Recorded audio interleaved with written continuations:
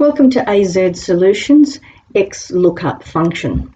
In order to explain the Xlookup function efficiently, I'm going to show you the Vlookup function. That way you can see the limitations of the Vlookup and what the Xlookup has done in its place. So a Vlookup is a glorified copy and paste tool. It's a way of saying I want to look for some information in a master list and then return what's happening from a particular column. So it starts with equals Vlookup. Let's look for the product number, comma. A comma is important so that you tell me that, yes, I've given you this information, great, what's next? The table array is where are you getting your information from? This is where you're getting your information from here.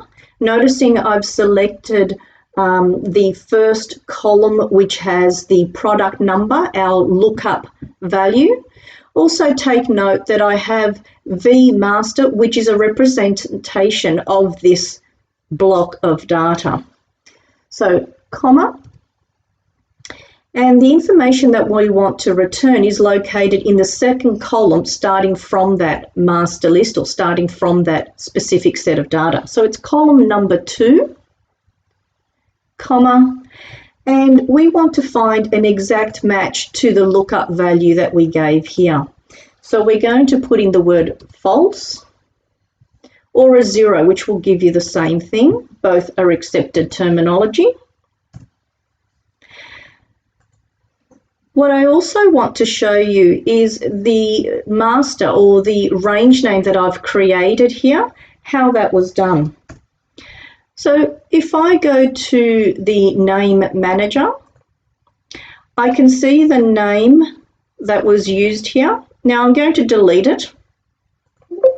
And if you delete any range names, you'll see that, of course, it will cause an error as it doesn't understand that name that you had there. So I'm going to reinstate it now by creating a range name. So from this master list, I'm going to select this block of data and call it vmaster.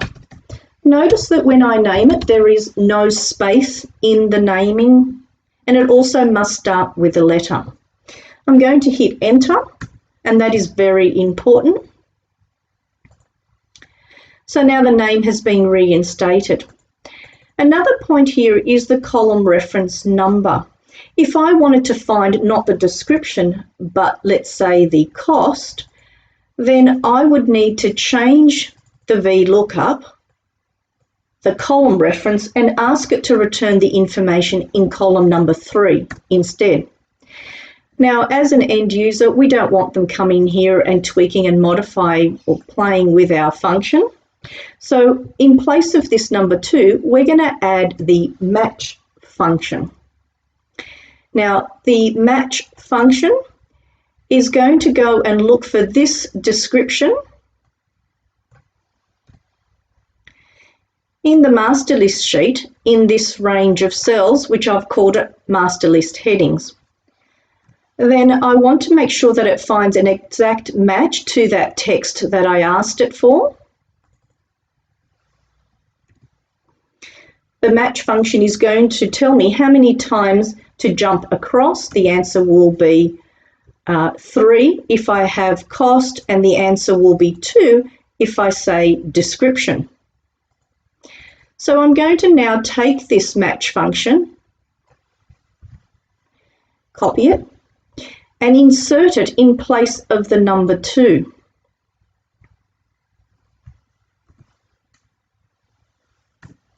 So now if my end user comes in here and changes the description to cost, then the function will automatically make that update and change. Another thing that may happen is that the product code that is typed in here is not found in the list, and therefore it will return NA. Now, NA can look messy and not pretty to look at, and it can confuse people. So instead of NA, it would be nicer if it came back and had a comment. So we're going to add the if error function, which says if there is an error in this particular instruction, formula, function, calculation, then return a comment such as check code, for example.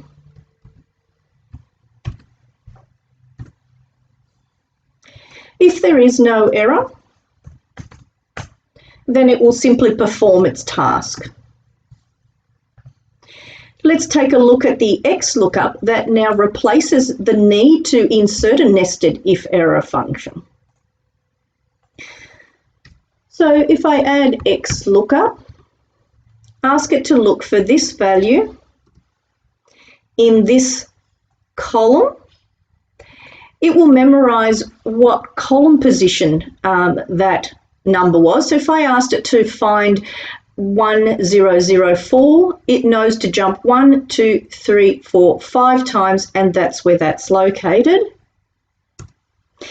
And then you need to choose the return array. Which column or multiple columns can I return some information from?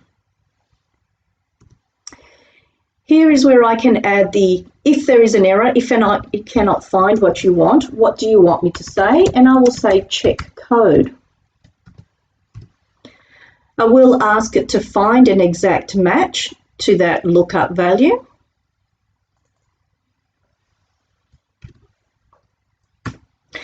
You'll notice here I only put the function in description, yet it flowed on into cost and into code.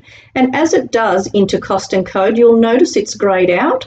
So it's like doing a protection. I'll hit delete and it doesn't let me delete the other two unless I delete the original. So it's like protection without having to go through that process of protection. Let's take a look at finding the nearest lowest match. Let's say the value of 27 isn't found in the list. I don't want it to come up with an error, but I do want it to find the nearest lowest. So in this case here, I can add a comment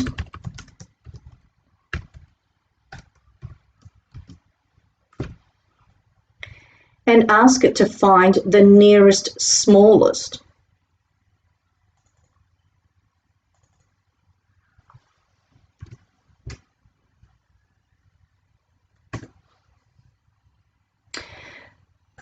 If I need it to find, let's say it was a different scenario, different circumstance, I needed to find the nearest highest, I could change that last entry there to ask it to find for the next or the nearest largest number. This was not possible before with the Vlookup. You had to use index and match function in order to accomplish that. Let's take a look at nested Xlookup function. Let's say that what I needed to find is rehearsal room and winter. So in this instance, Xlookup, look for this piece of information within this range. Now, if it was winter and winter was never going to be changed, it's always going to be that return, then in the return array, I would simply select winter.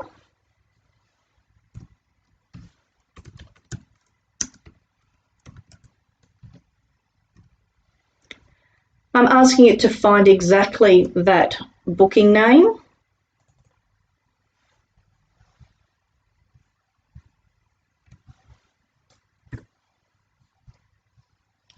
So it's returned winter, but what if I wanted to change winter to spring? Then I'll need to add in the return option based on finding spring in this range, and the return would be all of this. So I would add an Xlookup here to ask it to look for spring in this range, returning data from any of those columns.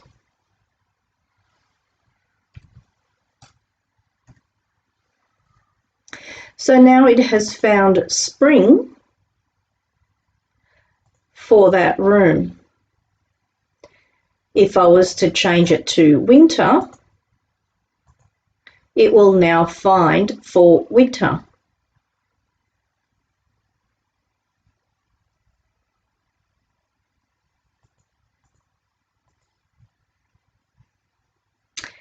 Let's take a look at the Xlookup, but let's say the scenario is that I only know the first name. I don't know the surname. I'm not 100% sure. So I can use the asterisk as my wildcard character, meaning I can find any number of characters after this point.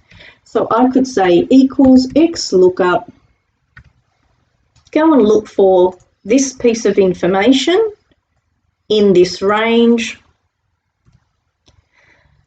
based on this returning from here. If you can't find it, I want you to say check spelling. I want you to find an exact, not an exact match, using the wild character now, because we're using the asterisk.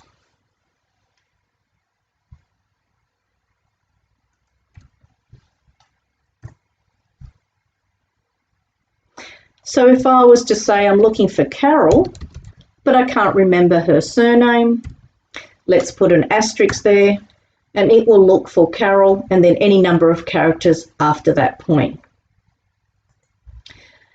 Sometimes you might find that there are several, the name appears several times, and what you want to find, if you want to find the first one, then you do it the way we've done it. If you want to find the last occurrence of it, you need to tell it to as if you're sorting in the opposite direction.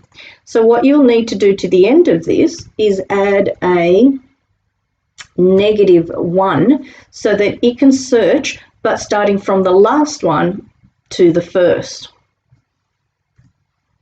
Now it has found, if I say Annalear, it will find the last occurrence of Annalear. You will find in this exercise completed sessions that you can explore.